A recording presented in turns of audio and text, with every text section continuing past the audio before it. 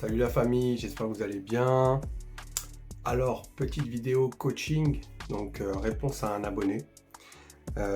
Désolé si je prononce mal ton nom, Solcine. Donc Solcine qui m'a envoyé un message très sympa. Je suis tombé sur votre chaîne, donc bon, c'est tutoie, hein, suite à votre vidéo sur le ghosting des recruteurs. J'aime beaucoup votre contenu, authentique et spontané. On n'en voit plus beaucoup des comme ça sur YT. Ah merci, ça fait plaisir. Il met bien en avant la dure réalité du monde du travail et les solutions pour y survivre. Exactement, Solcine. Bravo.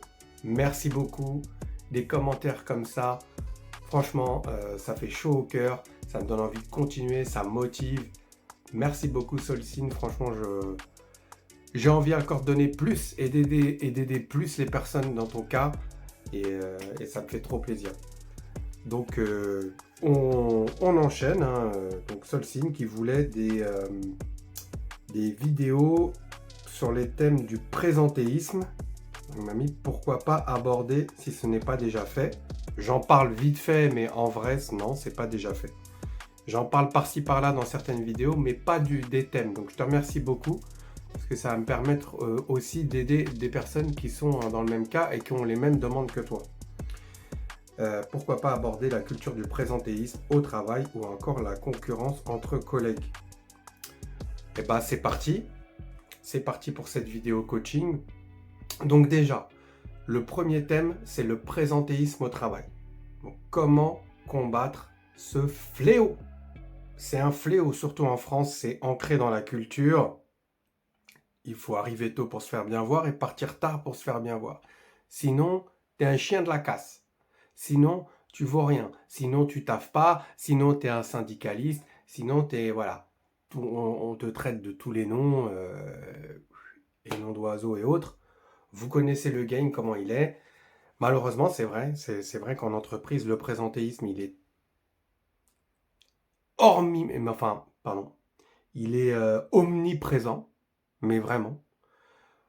Euh, Hormis dans certaines cultures, il y a beaucoup de boîtes étrangères en France. Moi, j'ai travaillé aussi beaucoup pour de boîtes anglo-saxonnes, américaines, anglaises, canadiennes, des boîtes asiatiques. Voilà, c'est c'est marrant parce que on peut dire tout ce qu'on veut, mais toutes ces boîtes-là, elles ont des cultures en entreprise au travail différentes. Mais en France, elles sont picousées au présentéisme. Si tu arrives tard, t'es mal vu. Si tu pars tôt, t'es mal vu. Et si tu arrives tôt et tu pars tard, alors là, on te kiffe. On te surkiffe. Voilà, t'es un bon esclave. Donc comment combattre ça? Déjà, il faut savoir un truc, c'est que moi, c'est vrai que je suis rentré un moment dans ce jeu-là, mais c'était vraiment les périodes où j'étais super en avance sur mon travail. Et au lieu comme un con, comme un hamar, de travailler sur des projets, sur des choses à côté, parce qu'en vrai, j'avais plus rien à faire. Donc soit j'allais aider des gens, mais si les gens ils étaient occupés ou ils étaient en réunion ou autre, j'allais pas non plus être le gros lourdeau, le mec hyper intrusif. Ouais, salut frérot, vas-y, on peut faire ça, on peut faire ça. Non, je vais pas m'incruster dans les réunions des gens. Je vais pas m'incruster dans les... Voilà. J'aidais les gens s'ils avaient des trucs à faire manuels ou autres. Ça me changeait un peu de la vie de bureau, même s'il y avait un aspect manuel dans mes travaux, même si la plupart du temps c'était en bureau. Bref. Et je suis tombé là-dedans, c'est vrai. Par période. Parce qu'à un moment, t'as rien à faire, t'es devant ton ordi, et en fait, tu fais genre. Tu fais semblant. Voilà, il y a des gens, ils vont sur YouTube, il y a des gens, ils vont sur les réseaux, il y en a, ils vont même sur LinkedIn. Moi, j'ai jamais eu le culot de chercher du taf durant mes horaires de taf, mais en fait, j'aurais dû le faire. Mais mais il y en a, ils vont sur LinkedIn, ils cherchent du taf, ils regardent les annonces. Moi, je faisais ça le soir comme un gros bouffon. Mais il y en a plein qui vont sur LinkedIn. C'est cette situation-là, voilà. C'est des gens qui osent pas partir avant leur boss. Parce qu'ils culpabilisent, en fait. Euh, Ils culpabilisent de beaucoup de choses, notamment de poser une journée, en fait. Voilà, si tu te fais chier, t'as plus rien à faire, où tu as juste la flemme et tu vois qu'il y a cette ambiance de présentéisme ambiant, malheureusement, tu tombes là-dedans. Et franchement, c'est une prison. Bienvenue dans la prison du présentéisme. À partir du moment où tu es dedans, où tout le monde fait semblant, c'est une prison ce truc. Et franchement, c'est pas normal. C'est pour ça que moi, je m'en suis vite défait. Et quand j'ai commencé à m'affirmer, à prendre du recul, quand j'avais voilà, que j'avais rien à faire, je me cassais. Tout simplement. Ou je faisais autre chose, ou j'aidais d'autres gens, mais je faisais pas semblant. Il n'y a rien de pire. Le pire, c'est de faire semblant. De rester devant son PC et de faire semblant. Je sais, c'est facile à dire. Ça dépend des structures, ça dépend des boîtes, ça dépend de l'ambiance, bien sûr. Mais franchement, tu trouves ça normal, toi de... C'est pas du travail. C'est, c'est, c'est du théâtre, le truc. T'as, t'as 90% des gens, ils sont là. Combien de fois, moi, même des boîtes asiatiques, très très sévères. Il y a la culture asiatique et du travail, c'est dur. Franchement, ils blaguent pas. Les, les... C'était des gens qui étaient venus directement du pays, donc ils avaient logement, tout sur place. Ils venaient à 8h, 8h30. Donc ils étaient vraiment parmi les premiers. Et ils restaient jusqu'à 20h. Et moi, parfois, je passais à côté de leur bureau, je venais leur voir pour leur poser une question pour le taf. Et coup de souris. Tu vois, tu sens que on passe de ce que je faisais perso, pro. Allez, il y a toujours un petit fichier Excel, un petit site de la boîte, un petit truc pro qui traîne pour le réafficher. Arrête, c'est du théâtre le truc. Et c'est pas bon. C'est mauvais d'être comme ça. Les gens font semblant. Et franchement, ça m'a crevé. Ça m'a crevé parce que, pas parce qu'en fait je restais tard, juste pour montrer entre guillemets euh, que je bossais quoi, alors qu'en fait je bossais pas vraiment. Bien sûr, j'ai pas fait ça des journées entières, mais il y en a ils font ça des journées entières. Moi je fais ça par période, sur un créneau, 1 heure ou 2 heures, tu vois, ou aller parler avec des gens, traîner parce que t'es en avance, t'as plus rien à faire, ou t'as des trucs en attente, toi, tout simplement, et t'as bien avancé dans ton taf. Mais franchement, c'est arrivé au stade ouais, où je m'ennuyais. Je, je, je voyais même parfois, même, je scrollais sur LinkedIn pour voir l'actu, tout ça. Il y a plein de gens, ils le font, ils restent présents en fait. Mais en fait, ils restent présents juste leur corps, quoi. Mais leur esprit, il est ailleurs. Ton esprit est ailleurs, j'ai pas le temps. Bref, on s'égare. Et, et en fait, tu poses jamais ton après-midi parce que t'as peur du regard des autres. Et de toute façon, il faut dire ce qu'il y a, c'est pas rentable de poser une demi-journée. Mais en vrai, si tu sais que tu en avances sur ton taf, que tu vas pas taffer, qu'est-ce que ça change de perdre une demi-journée, même si c'est très chiant les 0,5 dans les logiciels, machin, non mais t'en bats les steaks. Il vaut mieux partir un vendredi après-midi, un vendredi midi, et être tranquille que rester et faire semblant et souffrir en fait psychologiquement, mentalement de ça sur la durée, pendant des semaines et des mois ou des années. Mais à attendre le week-end comme un con. Bah oui, tu sais, je l'ai vécu. Mais c'était pas tout le temps comme ça. Mais quand je le faisais, il y a un mal-être qui s'installe. Et surtout quand il y a beaucoup, beaucoup de gens qui font ça. J'en parle dans une de mes vidéos. Il y a des gens, c'est tout un art chez eux. Et c'est pas bon. C'est pas bon parce que bah, la vérité finit toujours par éclater, hein. Et en fait, le problème aussi, c'est que tu fais semblant d'être occupé. Tu fais semblant d'être occupé juste pour exister, en fait. C'est pas normal. Tu, tu crois vraiment. Je te pose la question. Elle importe quand la question, mais tu crois vraiment que ta productivité, c'est les heures que tu passes au taf? Tu crois vraiment ça? Il y a beaucoup de gens qui croient ça, hein. C'est bon, moi je suis resté jusqu'à 19h, j'ai bien taffé. Mais en fait, les gens, ils ont rien fait, ils ont geeké, ils ont traîné, ils ont eu une tâche qu'ils font en 5 minutes, un quart d'heure, ils l'ont fait en une demi-heure, voire plus. C'est l'escroquerie, frérot. C'est... Tu crois vraiment que ça, productivité égale heure avancée, alors que tu n'avances pas du tout dans ton travail? Ah non. Et le problème, c'est que quand d'autres gens l'ont fait avant toi, donc toi tu dis, bah en fait, ils sont en train de couiller le système, donc moi aussi je vais couiller. Donc après tu rentres dans ce game-là, ça devient un cercle vicieux, tu participes au truc, toi aussi tu deviens, voilà, tu deviens acteur au théâtre, comédien, et il n'y a rien de pire. Il faut savoir, avant que je te donne des solutions, qu'il y a une réalité, un fait qui est brutal là-dessus sur le présentéisme, c'est que à court terme, très court terme, sur quelques jours, allez, ouais, on va dire, allez, quelques heures même, ça va. Mais à long terme, c'est l'ennemi, mais l'ennemi numéro un de la performance. La procrastination, ça peut être ton allié dans certains cas, ça peut te relancer dans la productivité, mais si c'est vraiment euh, un jeu malsain auquel tu joues tous les jours et tout le temps et auquel les gens, les équipes jouent tous les jours et tout le temps et s'en vantent, c'est très malsain. Je veux pas faire le mec old school. Je veux pas, au contraire, moi je suis là à toujours dire ouais, faut qu'il y ait une bonne ambiance, faut pas être dans la tyrannie. Oui, faut que les gens ils soient respectueux, faut qu'ils soient humains, etc. Mais il faut taffer derrière. On n'est pas là pour faire les fous.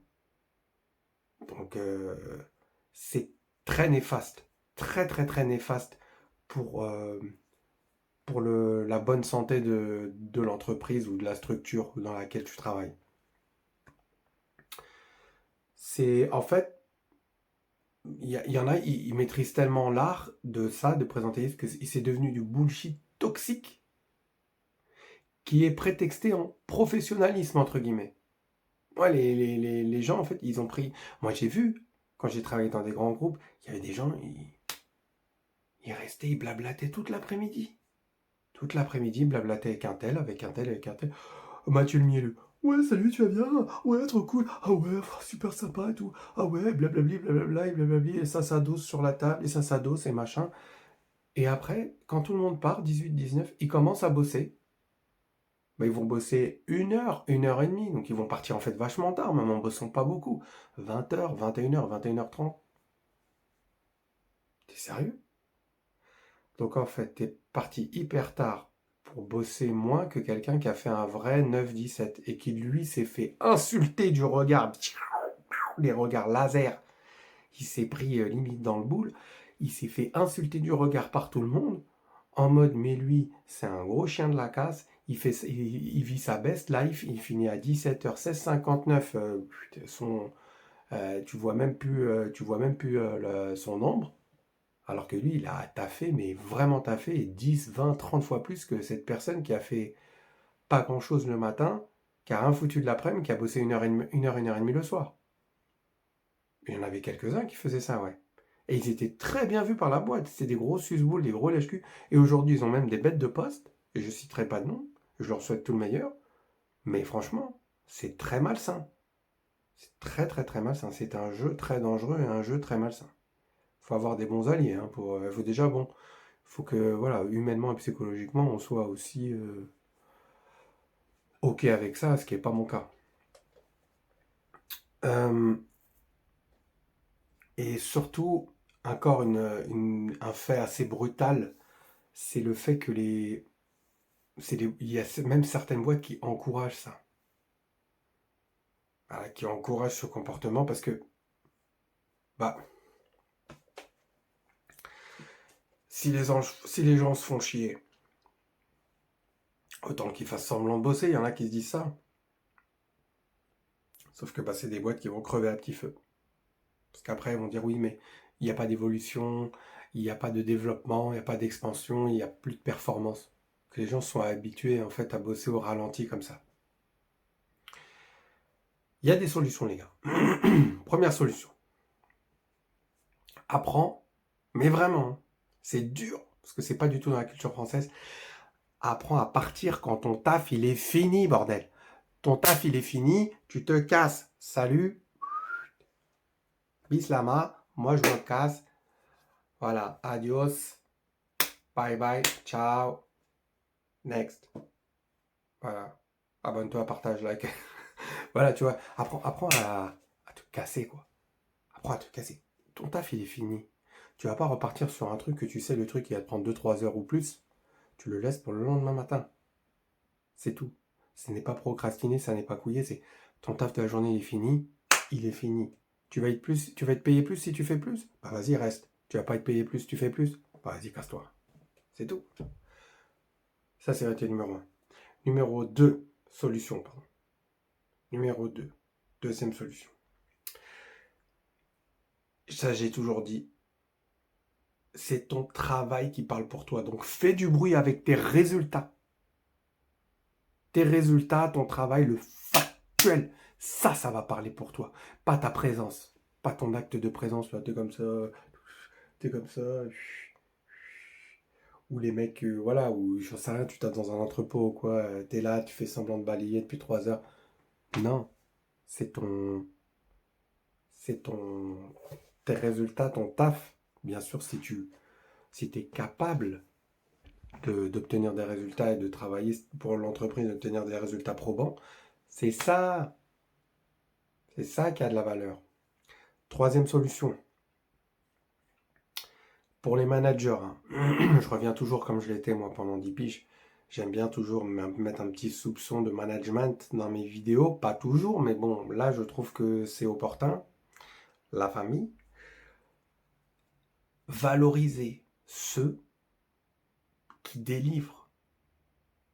Voilà, ceux qui bossent vraiment, qui font pas semblant, faut les valoriser. Parce qu'on parle de présentéisme. Pas ceux qui chauffent la chaise, là, comme les footballeurs qui chauffent le banc. Tu vois? Je suis pas un footeux, mais s'il y a des footeux parmi vous, vous voyez l'image. Bon, même si parfois on chauffe le banc malgré nous, on voyait l'image, quoi. Et ça fait un, 2, 3, 4, cinquième. Cinquième solution, la famille. On est là, on est chaud. Faut casser le mythe. Vraiment. Arrête de te dire ça. Ouais, je couille, de toute façon, je suis payé. T'es pas payé pour faire acte de présence. Parce que moi, je critique beaucoup l'entreprise, je critique beaucoup le monde du travail. C'est vrai. Je suis loin d'être pro-employeur, c'est vrai. Mais je suis quelqu'un de factuel, je suis objectif. Tu es payé pour la valeur que tu apportes à l'entreprise. Tu vois?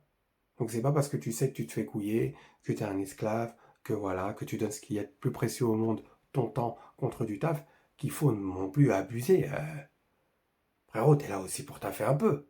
Donc fais ton taf, apporte de la valeur, montre ce que tu vaux.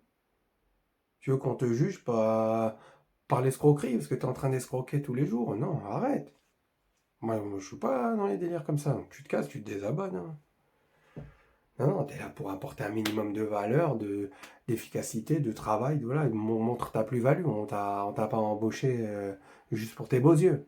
Tu vois? En conclusion, le présentéisme, c'est un vrai fléau.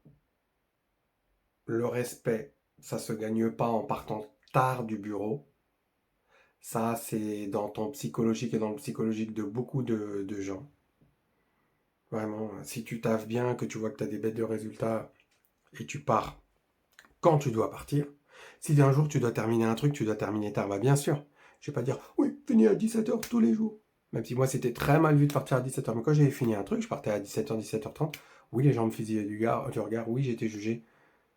Mais les résultats, ils étaient là. J'étais premier, deuxième, j'étais voilà, toujours au top. Je faisais toujours le maximum. Et oui, les jours où j'avais des grosses galères, bah, je rushais et je restais tard. Mais je faisais pas exprès de le faire. Et je faisais pas exprès de le faire encore plus tous les jours et semblant. Ça, très très important. Euh, voilà, comme je dis dans beaucoup de vidéos aussi, tu n'es pas un robot. Tu n'es pas un pion. Faut qu'arrête de te comporter comme tel en restant stoïque comme un robot et en réagissant quand on t'allume ou quand on te donne un ordre ou un pion qui attend qu'on le bouge. Non, non. Le, Le vrai professionnel, en fait, il sait quand s'arrêter. La performance, c'est pas le sacrifice, en fait, de ta vie perso. C'est ce que je dis autour de toutes les vidéos. C'est un de mes combats aussi, un des buts de la chaîne. C'est l'impact que tu as sur ton temps professionnel. Voilà. Ça, c'est la performance. Je trouve que c'est bien résumé. La performance que tu vas délivrer, c'est l'impact que tu as sur le temps, sur ton temps de travail.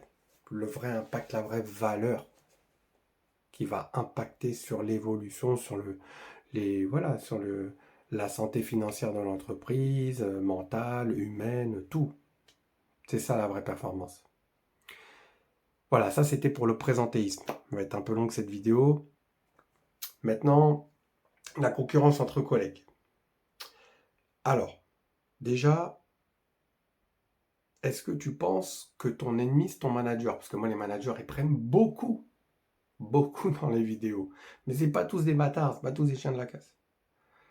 Déjà, non. Même si c'est un Hervé le frustré que tu as vu le premier jour.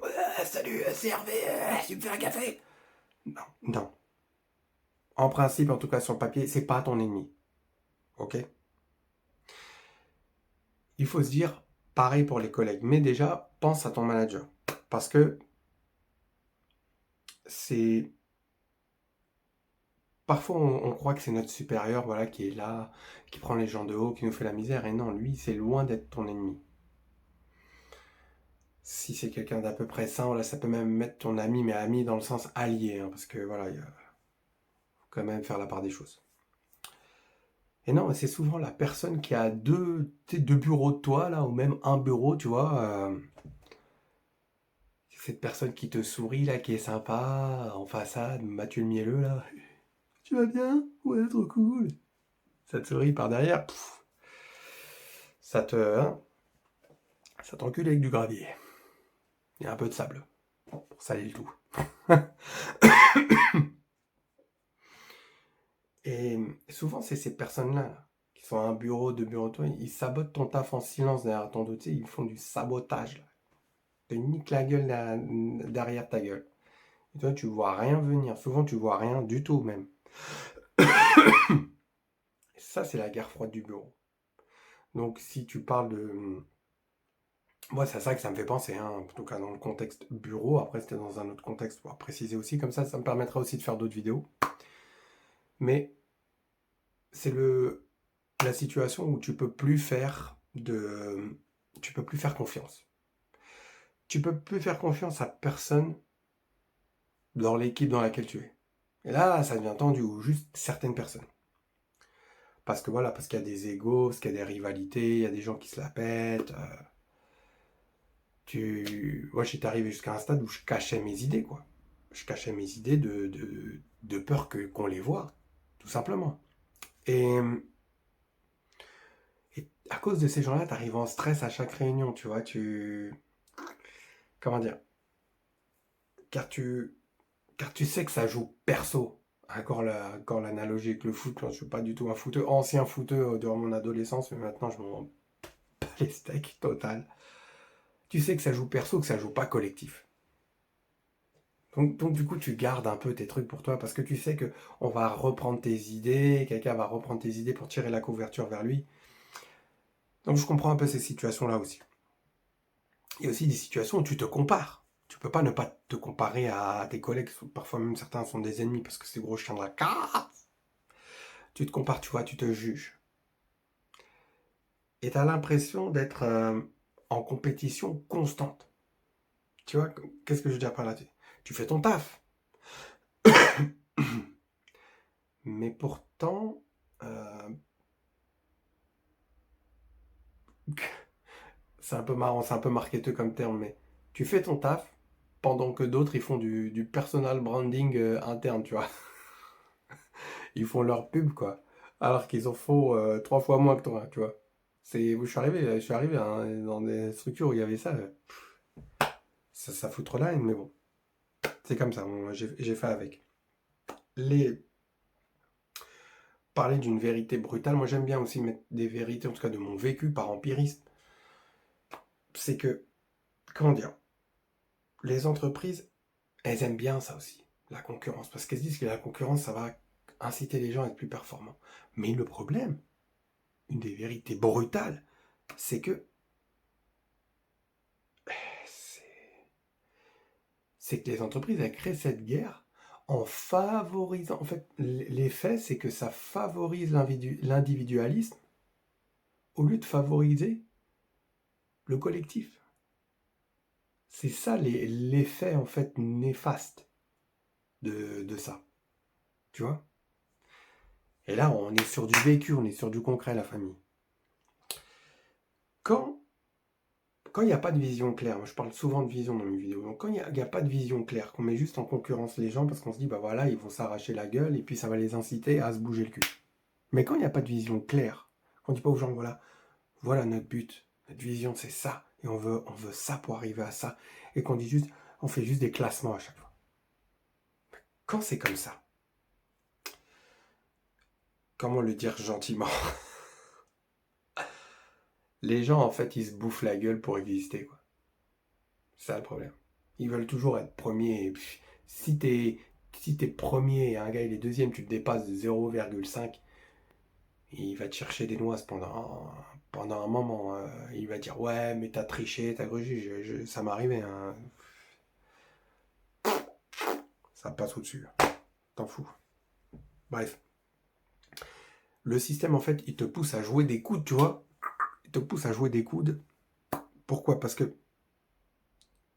ça, mettre en concurrence les gens, ça les pousse voilà, à se bouffer, mais pas à collaborer. La collaboration sincère, authentique et sincère, c'est important dans le cadre de l'entreprise.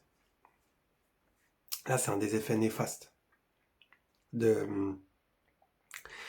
mettre en concurrence les gens entre eux, les collègues entre eux, pardon, les membres d'une équipe entre eux, c'est un gros effet néfaste. Et le silence sur ce sujet, parce que franchement, si tu commences à parler, on va dire oui, mais toi, t'aimes pas la concurrence, tu veux rien foutre, c'est pas vrai. Ah non, mais c'est bien, ça crée du dynamisme. Le problème, c'est que le silence sur ce sujet, ça entretient une culture de la méfiance. Parce que les gens, à force de se faire niquer, quand ils sont bons, quand ils sont pas dans la prétention d'écraser les autres et tout, bah, ils sont très très très méfiants. Et ils font plus confiance à personne, même aux nouveaux arrivés, et ils attendent et ils filtrent énormément. Et ils passent même pour des gens qui sont pas humains, alors qu'en fait, il y a des gens qui vont même avoir moi j'en avais, des super gars, passer pour des renfrogniers, pour des aigris, parce qu'en fait, ils étaient tellement bouffés par cette mentalité-là, qu'ils ont décidé de se braquer, quoi. C'est vrai que c'est dur aussi de vivre avec cette mise en concurrence-là. Moi, je prends dans ce contexte-là parce que c'est ce qui me parle le plus. Et après, bien sûr, c'est lié à chacun. Et puis, si tu as une demande plus particulière, je referai une vidéo avec plaisir. Mais bon, s'il y a de la concurrence, entre vous, ça pourra t'aider. Il y en a forcément. C'est impossible qu'il n'y en ait pas. Surtout au taf. Le résultat, c'est que les meilleurs s'éteignent, ou soit ils se barrent, soit ils s'enfuient, comme je l'ai dit dans d'autres vidéos. Et c'est malheureux, mais les plus stratégiques, ils montent. Ils sont mis en lumière, ils sont mis en avant. Parce qu'ils ont fait une stratégie pour écraser les autres, pour niquer les autres. Et comme ça a eu son effet, ça a eu des résultats, ça les met en avant. Les solutions pour pallier à ça. Moi, ce que j'ai fait, c'est que j'ai affirmé mon positionnement, mais sans écraser les autres. Voilà. Et ça s'appelle... merde, j'ai oublié le mot. C'est l'intelligence collective. C'est encore un autre mot, mais... bref, je mettrai peut-être dans la vidéo si j'ai le temps de faire un petit montage, sinon je ne mettrai pas... Balek. Bref. Et... t'es pas là pour plaire. tu es là pour apporter quelque chose. Comme ce que je fais, moi. Je fais plein de vidéos sur le management, sur le monde du travail, mais je suis pas là avec mon costume de coach en carton. Oui, bonjour. Alors aujourd'hui, avec la petite musique, truc, voilà. Non. Moi, je suis là, je suis vrai, je suis entier, et je te lâche les vérités que j'ai vécues. Point barre. Que des lingots. Partage, donc ça c'est la première solution. Deuxième solution, partage intelligemment. Patch, c'est quoi? C'est tu aides, mais tu protèges ton travail. Sois clair sur ce que tu fais. Très très très très important. Il faut sortir du silence. Ça veut dire quoi sortir du silence? Ça veut dire tu parles de cette culture avec ton manager ou ta RH. Voilà, c'est des gens normaux ou à peu près normaux. Parle-leur de ça et dis-leur le côté néfaste que ça a, tout ce que j'ai dit avant, voilà, que les gens se bouffent la gueule, que les gens ils sont plus dans l'individualisme. Parle-leur de ça. Et s'ils sont pas teubés, ils vont comprendre un minimum et ils vont mettre en place une action ou un minimum d'action pour pallier à ce problème-là. Si t'oses pas, t'es complice du game. Donc faut oser, faut y aller, faut en parler. Si ça empire, moi, parce que moi c'est arrivé à un stade où, à un moment, j'ai bossé dans des boîtes, à un moment on avait, c'était devenu légion chez eux. On avait des classements toutes les semaines, pendant toute l'année en fait. Donc c'est, voilà, tu peux pas changer ça partout. Mais si ça empire, bah si tu peux, tu changes d'équipe. Si tu peux, tu changes de boîte, tu changes de projet, tu changes de département. Tu te casses, tu changes. Ton énergie, elle vaut mieux que ça. La conclusion, c'est que faut arrêter de croire qu'il faut être le meilleur partout, tout le temps. Faut arrêter de croire ça. C'est pas bon. T'as pas besoin pour être épanoui d'être le meilleur dans une équipe. T'as pas besoin pour être épanoui d'être le meilleur dans une équipe où personne gagne ensemble. Où les gens ils gagnent tout seuls. Tu vois, lui, Y, il a fait tant, X, il a fait tant, il est content, il gonfle du torse. Mais c'est pas la victoire d'une équipe, ça. Et en plus, j'ai bossé dans le commerce, donc la mise en concurrence, c'est très, très, très, très hardcore. En fait, il faut que tu te poses cette question. C'est, est-ce que tu veux briller ou réussir avec les autres? Voilà, c'était tout pour moi la famille, pour ce coaching. Ça m'a fait super plaisir d'avoir ce message de cet abonné. Voilà, j'en reçois de plus en plus souvent. Donc merci, ça fait chaud au cœur. Abonnez-vous, likez, partagez un maximum les vidéos aux personnes à qui ça peut aider. Et je vous dis à la prochaine. Reste focus, c'est pas focus. Ciao!